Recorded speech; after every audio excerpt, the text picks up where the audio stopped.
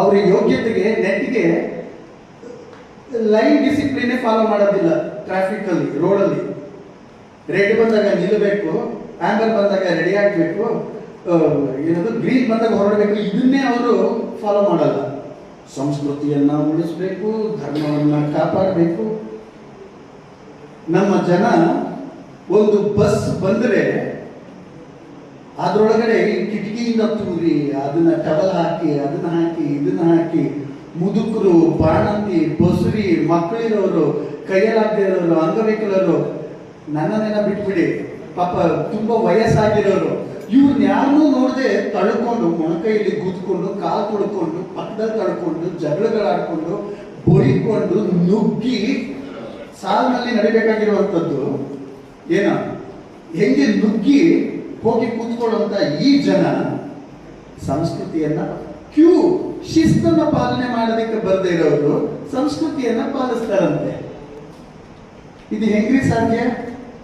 ನೀವು ಸಣ್ಣದ್ರಲ್ಲಿ ಸಾಧಿಸಿದ್ರೆ ನೀವು ದೊಡ್ಡದು ಸಾಧಿಸ್ತೀರಿ ಅಂತ ನಾವು ಅಂದ್ಕೊಬಹುದು. ಸಂಸ್ಕೃತಿ ಅನ್ನುವುದು ನಾವು ಒಟ್ಟಾರೆ ಒಪ್ಪಿಕೊಳ್ಳುವಂತಹ ಒಂದು ವಿಧಾನ. ಅದು ಕಾಲದಿಂದ ಕಾಲಕ್ಕೆ ಬದಲಾಗ್ತಾ ಇರುತ್ತೆ. ಈ ಸನಾತನ ಸಂಸ್ಕೃತಿಯೋ ಅಥವಾ ಪುರಾತನ ಸಂಸ್ಕೃತಿಯೋ ಏನೇ ಆದರೂ ಅದೊಂದು ರೆಫರೆನ್ಸ್. ಅದನ್ನ ನಾವು ಇವತ್ತು ಪಾಲಿಸ್ಬೇಕು ಅಂತಂದ್ರೆ ಏನ್ ಅರ್ಥ ಗೊತ್ತಾ? ನಮ್ಮಮ್ಮ ನಾನು ಹುಟ್ಟಿದಾಗ ಒಂದು ಒಳ್ಳೆ ಬಟ್ಟೆ ತಂದಿದ್ರು, ತುಂಬಾ ಚೆನ್ನಾಗಿತ್ತು. ಅದ್ರ ಮೇಲೆ ನನಗೆ ತುಂಬಾ ಗೌರವ ಇದೆ. ನನಗೀಗ 56 ಆಯ್ತು ವಯಸ್ಸು. 5-11 ಇದ್ದೀನಿ, 72 kg ತೂಕ ಇದ್ದೀನಿ. ಆದ್ರೂ ಈ ನಮ್ಮಮ್ಮ ನಾನು ಹುಟ್ಟಿದಾಗ ಕೊಟ್ಟಂತಹ ಈ ವಸ್ತ್ರವನ್ನ, ಈ ಉಡುಗೆಯನ್ನ, ಬಟ್ಟೆಯನ್ನ ನಾನು ಹಾಕೊಳ್ಬೇಕು ಅಂತ ಹಠ ಮಾಡುವುದು ಮತ್ತು ಹಾಕಿಕೊಳ್ಳಲು ಪ್ರಯತ್ನ ಮಾಡುವುದು. ಹಾಕೊಳ್ಳಕ್ಕಾಗತ್ತೇನ್ರಿ? ಈ ಕಾಲದಿಂದ ಕಾಲಕ್ಕೆ ಈಗ ದೇಹ ಹೇಗೆ ಬೆಳೀತು, ಕಾಲದಿಂದ ಕಾಲಕ್ಕೆ ಹೇಗೆ ನನ್ನ ದೇಹದ ಆಕಾರ ಎಲ್ಲವೂ ಬೆಳೀತಾ ಹೋಗ್ತದೆಯೋ ಹಾಗೆಯೇ ಸಮಾಜವೂ ಕೂಡ ಕಾಲದಿಂದ ಕಾಲಕ್ಕೆ ವಿಕಸನ ಹೊಂದುತ್ತಾ ಇರ್ತದೆ. ಅದರದೇ ಆದಂತಹ ಅಭಿವೃದ್ಧಿಗಳನ್ನ, ಪ್ರಗತಿಗಳನ್ನ ಹೊಂದುತ್ತಾ ಇರ್ತದೆ. ಈ ಜಾತಿ ಎನ್ನುವ ಕಾರಣವನ್ನು ಯಾವುದೇ ಕಾರಣದಿಂದ ಹುಟ್ಟಿರಲಿ, ಅದನ್ನ ಇನ್ನೂ ಮನುಷ್ಯ ಕ್ಯಾರಿ ಮಾಡ್ತಾ ಇರೋದು ಯಾವುದರಲ್ಲಿ ಅಂತಂದ್ರೆ ಅವನ ಸಿಕ್ನೆಸ್ನಲ್ಲಿ, ಮೆಂಟಲ್ ಸಿಕ್ನೆಸ್ನಲ್ಲಿ.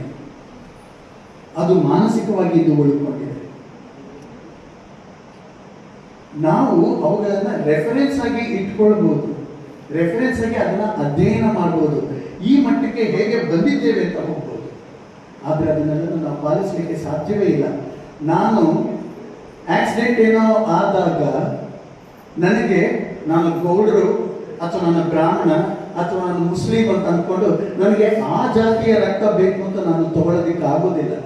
ನಾನು ಓಪ್ಲೆಸ್, ಜ್ಞಾಪಕ ಇಟ್ಕೊಳ್ಳಿ. ಎಲ್ಲರಿಗೂ ಇದ್ರೆ ಎದ್ರೆ ನಿಮಗೆ ಜ್ಞಾಪಕ ಇಟ್ಕೊಳ್ಳಿ. ಓ ಪ್ಲಸ್, ಹೋಪ್ಲೆಸ್ ಅಲ್ಲ, ಓ ಪಾಸಿಟಿವ್. ಹೀಗೆ ರಕ್ತಕ್ಕೆ ನಾವು ವೈಜ್ಞಾನಿಕವಾಗಿ ಏನೋ ಕಂಡುಕೊಂಡಿದ್ದೀವಿ, ಅದನ್ನ ಪಾಲಿಸ್ತೀವಿ. ಮದುವೆಯಾಗಿ ಮಕ್ಕಳು ಮಾಡೋದಕ್ಕೆ ನಮ್ಮ ಜಾತಿ ಜನ ಬೇಕು ಅಂತ ನೋಡ್ತೀವಿ. ನಿಮ್ಗೆ ಇನ್ನೊಂದು ವಿಷಯ ಚೆನ್ನಾಗಿ ಗೊತ್ತಿಲ್ಲ, ನಮ್ಮ ಜಾತಿನಲ್ಲೇ ಮದುವೆ ಮಾಡ್ಕೊತಾ ಇದ್ರೆ, ನಮ್ಮ ಕುಲದಲ್ಲೇ ಮದುವೆ ಮಾಡ್ಕೊಳ್ತಾ ಇದ್ರೆ ನಿಮ್ಮ ಮಕ್ಕಳೆಲ್ಲ ದಡ್ಡರಾಗಿರ್ತಾರೆ. ಕ್ರಾಸ್ ಬ್ರೀಡ್ಗಳಾಯ್ತು ಅಂತಂದ್ರೆ, ಟ್ರೂಲಿ ಕ್ರಾಸ್ ಬ್ರೀಡ್ಗಳಾಯ್ತು ಅಂತಂದ್ರೆ ತುಂಬಾ ಜಾಣರಾಗಿರ್ತಾರೆ. ಉತ್ತರ ಕರ್ನಾಟಕದಲ್ಲಿ ಬೆರಿಕೆಯವನ ಬಹಳ ಶಾಣ ಇರ್ತಾನ, ಬೆರಿಕೆಯವರು ಅಂತಂದ್ರೆ ಅವ್ನು ಜಾಣ ಇರ್ತಾನೆ ಅಂತ. ಇದು ನಿಜವಾಗಿ ಸುಳ್ಳಲ್ಲ. ಹೀಗೆ ನಾವು ಕಾಲದಿಂದ ಕಾಲಕ್ಕೆ ಪ್ರತಿಯೊಂದನ್ನು ಕೂಡ ನಮ್ಮ ಅಗತ್ಯಕ್ಕೆ, ನಮ್ಮ ಬದುಕಿನ ಮಟ್ಟವನ್ನ, ಹಿಂದೆ ಅವರು ನಿರ್ಧರಿಸಿದಂತೆ ನಾವು ಬದುಕನ್ನ ಯಾರು ನಡೆಸಬೇಕಾಗಿಲ್ಲ. ಬ್ರಾಹ್ಮಣ ಅಂದ್ರೆ ಹೀಗೆ ಬದುಕಬೇಕು, ಅವನು ಇದೇ ಕೆಲಸ ಮಾಡಬೇಕು. ಕ್ಷತ್ರಿಯ ಅಂತಂದ್ರೆ ಅವನು ಹೀಗೆ ಇರಬೇಕು, ಅವನು ಇಂಥದೇ ಕೆಲಸ ಮಾಡಬೇಕು. ವೈಶ್ಯನಿಗೆ ಇದೇ ಕೆಲಸ, ಶೂದ್ರನಿಗೆ, ಪಂಚಮನಿಗೆ, ಮತ್ತೊಬ್ಬನಿಗೆ, ಮಗದೊಬ್ಬನಿಗೆ ಇದೇ ಕೆಲಸಗಳು ಅಂತ ಅನ್ನೋದು ಇಲ್ಲ. ಹಾಗಾಗಿ ನಾವು ನಮ್ಮ ಬದುಕಿನ ಮಟ್ಟ, ನಮ್ಮ ಬದುಕನ್ನ ಉತ್ತಮಗೊಳಿಸಿಕೊಳ್ಳೋದಕ್ಕೆ ನನ್ನ ಆಸಕ್ತಿಯ, ನನ್ನ ಆಯ್ಕೆಯ ಕೆಲಸವನ್ನು, ನನ್ನ ಸಾಮರ್ಥ್ಯಕ್ಕೆ ತಕ್ಕಂತಹ ಸಂಪಾದನೆಯನ್ನ ಮಾಡುವುದು ನನ್ನ ಇಚ್ಛೆಗೆ ಒಳಪಟ್ಟಿದ್ದು ಮತ್ತು ನನ್ನ ಹಕ್ಕು ಮತ್ತು ಅಧಿಕಾರ. ಹಾಗಿರುವಾಗ ಮತ್ತೆ ಅದಕ್ಕೆ ಸಂಸ್ಕೃತಿ ಅಂತ ಅನ್ನುವುದು ಒಂದು ನಿರರ್ಥಕವಾಗಿರುವಂತಹ ಒಂದು ಬಳಕೆಯಲ್ಲಿ ಇಟ್ಕೊಂಡಿರುವಂತಹ ಒಂದು ಪದ ಚೆನ್ನಾಗಿದೆ, ಅದು ಬಳಕೆನಲ್ಲಿ ಅದ್ರ ಬಗ್ಗೆ ಅಧ್ಯಯನ ಮಾಡೋದಕ್ಕೆಲ್ಲ ಚೆನ್ನಾಗಿದೆ. ಇದೇನು ಅಂತ ಹೇಳಿದ್ನಲ್ಲ ಆಗಲೇ, ಇದು ತೋಡ ಜನಾಂಗದ ತೋಡ ಬುಡಕಟ್ಟಿನವರ ಒಂದು ಕಲೆ.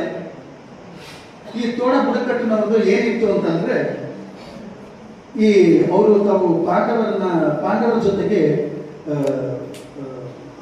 ಗುರುತಿಸ್ಕೊಳ್ತಾರೆ, ನಾವು ಪಾಂಡವರು ವಂಶಸ್ಥರು ಅಂತ.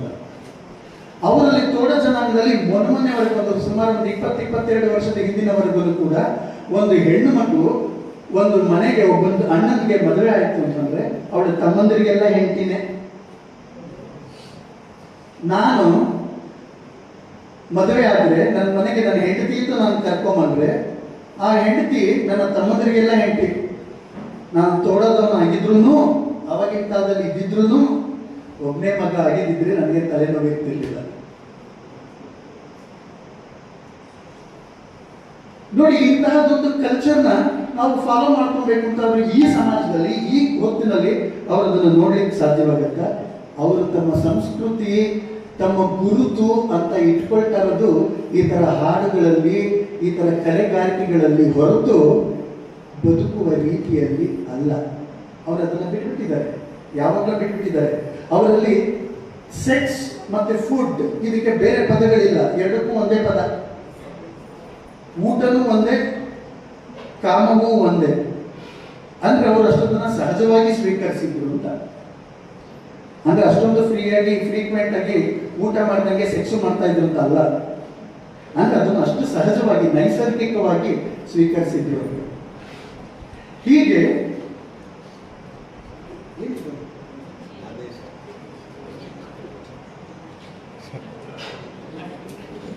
ಏನೋ ಲವ್ ಲೆಟರ್ ಕೊಡ್ತಾರೆ. ಯಾಕಂದ್ರೆ ನಮ್ಮ ಪ್ರೀತಿ ಅಂತ ಹೇಳಿದ್ದಕ್ಕೆ ಈ ವಿಜಯ್ ನಾನೇನ್ ತಿಳ್ಕೊಂಡೆ, ಏನೋ ಲವ್ ಲೆಟರ್ ಸಾರ್ವಜನಿಕವಾಗೆಲ್ಲ ಕೊಡ್ತಾರಲ್ಲ, ನಾನಿನ್ನ ಪ್ರೀತಿಸಬೇಕು ಹಾಗೇನೋ ಕೊಡ್ತಾ ಇದ್ದೀನಿ, ಸಮಯ ಮುಗಿದಿದೆ. ನೀವು ಯಾಕೆ ಲೇಟಾಗಿ ಶುರು ಮಾಡ್ಬೇಕಾಗಿತ್ತು? ಆಗ್ಲಿಂದ ಮಾತಾಡ್ಕೊಂಡು ಇರ್ತಿದ್ದೆ ನಾನು ಅಲ್ವಾ? ಏನೇನೋ ಮುಗಿಸ್ತೀನಿ. ಹೀಗೆ ನಾವು ನಮ್ಮ ಪರಿಕಲ್ಪನೆಗಳನ್ನ ಬದಲಾಯಿಸಿಕೊಳ್ಳುವುದರ ಮೂಲಕ ನಮ್ಮ ಸಮಾಜ ಪರಿವರ್ತನೆಯನ್ನು ಕೂಡ ನಾವು ರೂಪಿಸಿಕೊಳ್ತಾ ಹೋಗಬೇಕಾಗಿದೆ. ನಾನು ಇನ್ನು ಮಧ್ಯದಲ್ಲಿ ಮಾತಾಡೋ ಅವಕಾಶಗಳು ಸಿಕ್ಕಿದಾಗ ಹೇಳ್ತೀನಿ. ದಲಿತರು ಅವರ ಬದುಕನ್ನ ತಮ್ಮ ಇಚ್ಛೆಯಂತೆ ರೂಪಿಸಿಕೊಳ್ಳಬೇಕು ಅನ್ನುವುದು ಶತಸಿದ್ಧ ತಾನೆ. ಅದ್ರ ಬಗ್ಗೆ ಏನಾದಿದೆಯಾ? ನಮಗೆ ಇಷ್ಟ ಬಂದ ಕಾರಣ ನನ್ನ ಸಾಮರ್ಥ್ಯಕ್ಕೆ ತಕ್ಕಂತೆ ನಾನು ತಗೊಳ್ಬೇಕು. ನಾನು ಇಷ್ಟಪಟ್ಟಂತಹ ಕಸವನ್ನು ನಾನು ಮಾಡಬೇಕು. ಹಾಗಾದ್ರೆ ನಿಮಗೆ ಅವರು ಶತಶತಮಾನಗಳಿಂದ ಹೊರಿಸಿದರಲ್ಲ ಕೆಲವು ಕೆಲಸಗಳು, ಅದನ್ನ ಕಟ್ಟುನಿಟ್ಟಾಗಿ ತಿರಸ್ಕರಿಸಬೇಕು.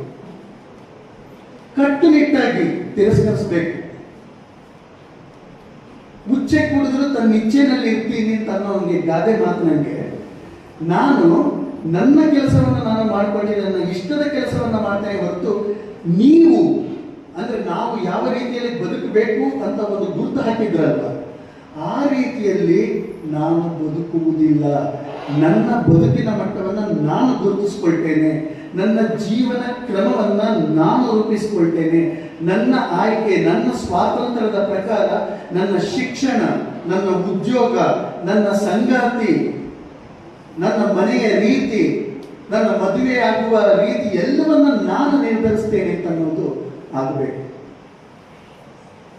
ಒಂದು ದೇವಸ್ಥಾನದಲ್ಲಿ ಟೆಂಡರ್ ಕರೆದ್ರೆ ಕಾಯೋದಕ್ಕೆ ಒಂದು ಚಪ್ಪಲಿ ಕಾಯಲಿಕ್ಕೆ ಬ್ರಾಕೆಟ್ ನಲ್ಲಿ ಹಾಕ್ತಾರೆ, SC ST ಮಾತ್ರ ಮೀಸಲು ಅಂತ.